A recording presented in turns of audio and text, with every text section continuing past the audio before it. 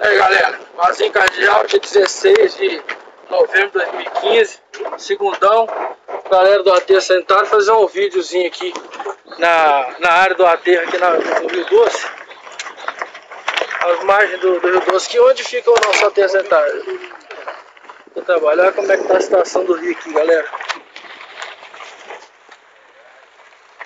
Aqui a gigoga já tinha tomado conta, né? Agora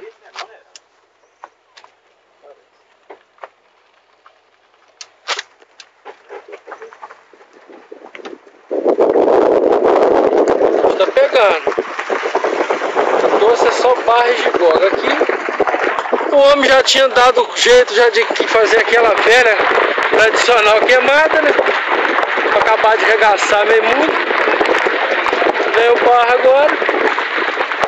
Peixe morto, caralho, 4. Pronto. Aqui não sei se vocês lembram o vídeo que eu fiz aqui. É aquele lugar onde eu fiz o vídeo do jacaré.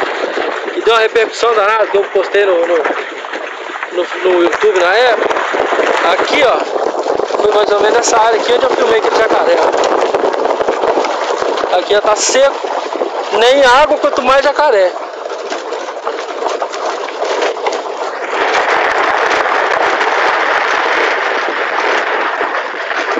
É isso aí. Renatinho, motorista. Richard. Lau. Meu amigo Maneral, cantor. E o Vazinho Cardeal.